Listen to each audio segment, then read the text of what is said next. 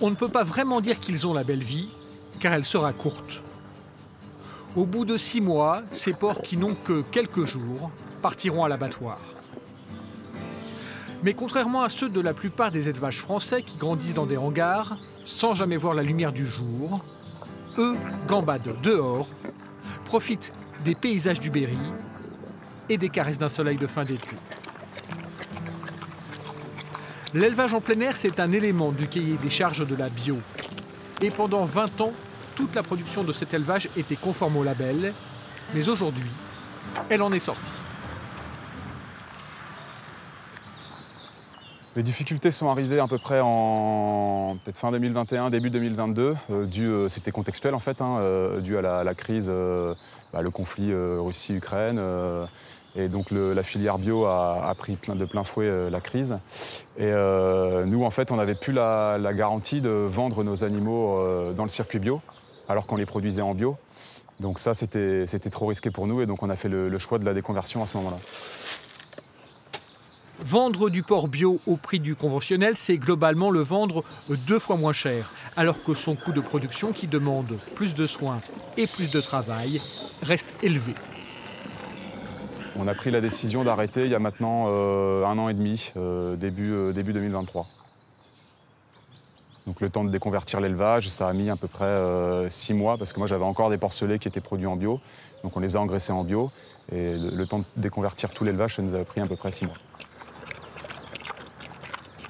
Quand vous avez un élevage qui est conduit en bio depuis une vingtaine d'années, ça a été une décision difficile, mais elle était quelque part inévitable.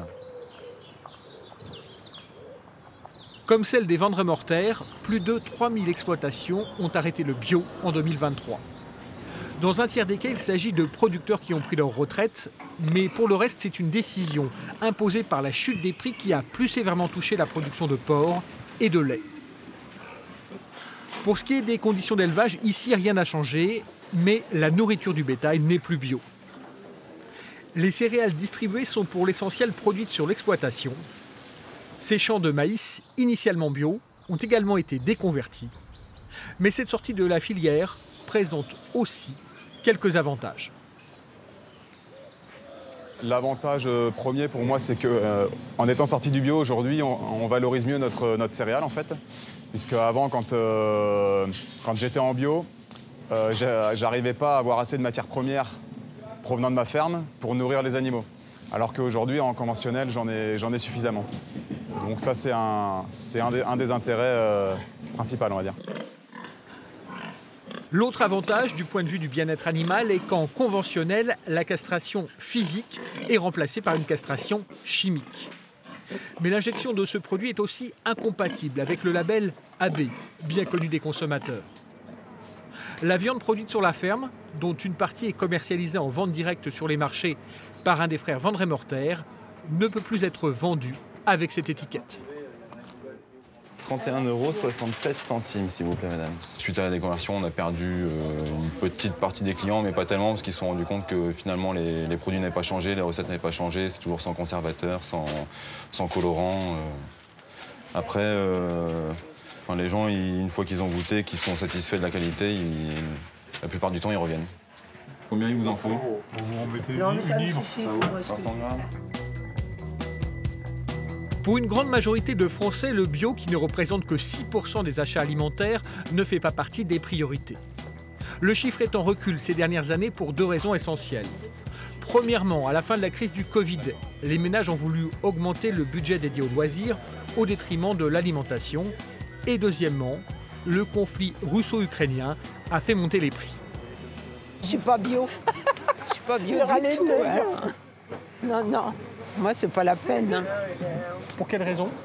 Parce qu'au niveau finance, et puis je vois pas la différence avec des produits qu'on achète sur le marché. Les légumes, ça dépend ce que je prends. C'est pas toujours du bio, on va dire. Je pense que tout n'est pas vrai et que ça devient c'est trop cher. C'est beaucoup plus cher, oui, Ouais. mais c'est vrai qu'on n'a jamais... On n'a jamais fait. J'essaye d'acheter le plus possible du bio, mais pas systématiquement. Par exemple, là, j'ai acheté des pommes, c'est pas du bio. Et ces derniers temps, ça a changé? Vous en achetez plus ou moins qu'avant? Je dirais peut-être un peu moins, oui. Ouais. ouais. Pourquoi? Je sais pas, je viens peut-être plus au marché et puis aussi les prix ont augmenté. La vente de bio en direct à la ferme et sur les marchés est pourtant en légère progression, mais elle a beaucoup baissé dans la grande distribution et dans les magasins spécialisés. Depuis 2 ans, 550 magasins ont tiré le rideau sur un total qui s'élevait initialement à 3000. Et parmi eux, l'éco-bocal, lancé en 2017 à Orléans par Xavier Mercier, qui a commencé à subir les effets de la crise en 2022. On est passé, je vais dire, à peu près à moins 40% au passage, et ça s'est ressenti sur le chiffre d'affaires du coup. Pareil, à peu près moins 40, moins 50% de chiffre. Ça passait plus au niveau de la fréquentation. Et donc à un moment, il a fallu faire des choix, quoi. J'avais des employés, on était 3 dans le magasin, et quand on voit que la trésorerie commence à baisser, que baisse de fréquentation, donc là je me suis séparé de mes employés, j'ai continué à travailler seul. Et à la fin, c'est toujours la même chose. En fait, on a des charges tous les mois qui sont de X. Et au bout de 6-7 mois, quand la trésorerie a fondu, maintenant on dit qu'est-ce qu'on fait, quoi. J'avoue que j'étais un peu perdu. Aujourd'hui, il tente de développer un service de livraison pour ses anciens clients d'Orléans à partir de produits vendus dans un autre magasin en Loire-et-Cher. Je t'ai préparé le ticket pour Madame Montebourg, du coup. Ouais. Donc du coup, ça fait ça, 54. Ok. Très bien. Donc il y a bien les 4 caisses et les consignes reprises. Et les consignes, ouais. Voilà. Et ben, j'ai récupéré les caisses et puis après, je les livrerai. L'épicerie bio Evrac de Sabrina Lefebvre a ouvert il y a 2 ans, alors que la crise était déjà là. Son activité est soutenue par la clientèle du village de Saint-Laurent-Nouan. Elle aimerait maintenant que l'État encourage la consommation par une campagne de communication. Mais le bio, en fait, c'est juste une question d'image. On n'en parle jamais. Ça commence tout juste, on entend à la radio ou dans les infos qu'on va parler du bio.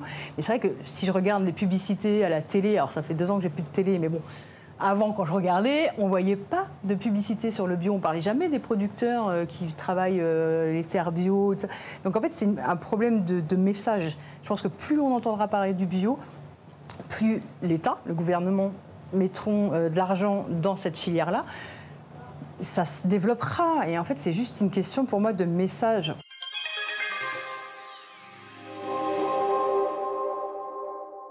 Pour votre santé, mangez 5 fruits et légumes par jour, ça, vous le savez.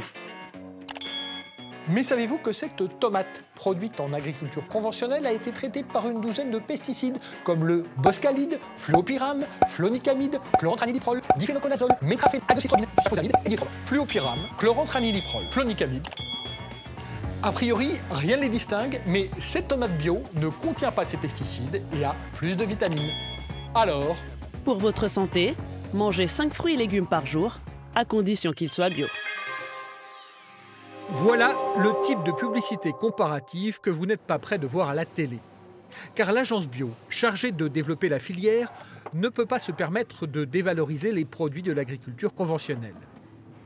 Un changement de cap des pouvoirs publics est pourtant attendu par les professionnels du secteur, comme l'ex-député européen Claude Gruffat, qui a effectué un tour de France pour écrire son livre « Sauver la bio ».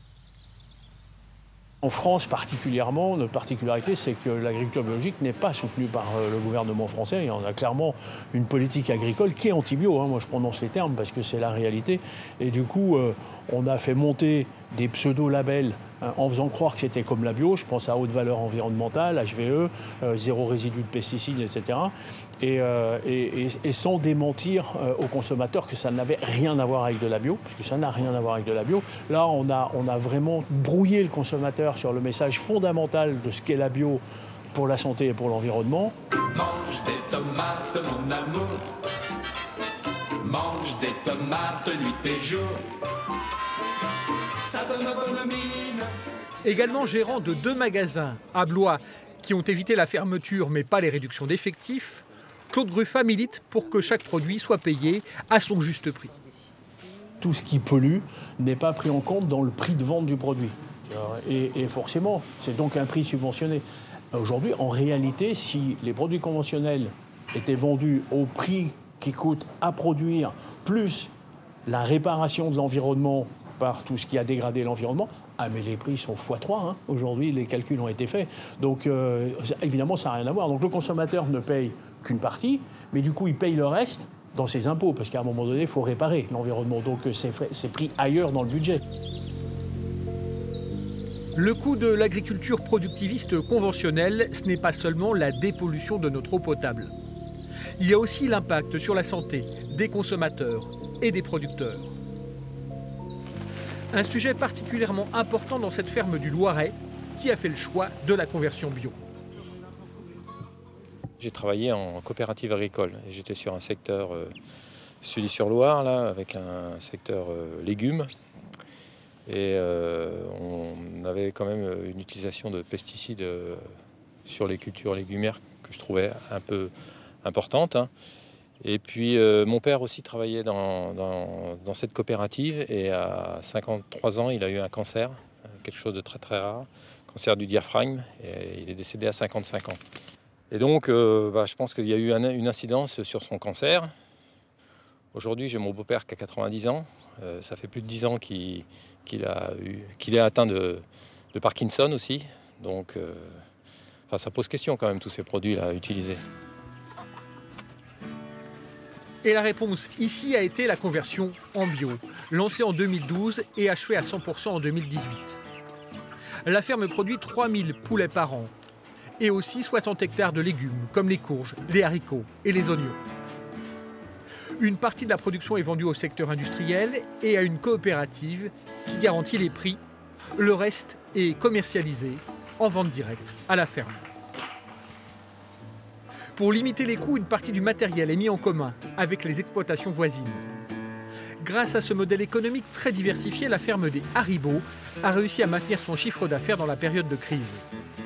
Et le fils est prêt à prendre la suite du père, même s'il lui faudra pendant des années désherber à la main ses champs de haricots au lieu d'y balancer des herbicides. Nous, on est quand même assez convaincus de notre modèle d'agriculture. On pense que c'est quand même voire la solution à la transition agricole et la transition écologique du pays. Aujourd'hui, la France a des objectifs de déploiement des surfaces bio à 18% en 2027. Aujourd'hui, on est à 10% à peu près des surfaces agricoles qui sont en bio. Donc 2027, c'est dans 2 ans et demi. Passer de 10 à 18% en 2 ans et demi, c'est un objectif qui nous semble vraiment ambitieux, mais qu'on aimerait voir se réaliser. Donc c'est pour ça qu'on pense qu'il faut continuer à planifier et à développer les conversions bio, mais que derrière, il y a des mécanismes qui assurent aux agriculteurs qui font ce choix-là leurs revenus. Il y a une petite note positive dans le contexte difficile de ces dernières années.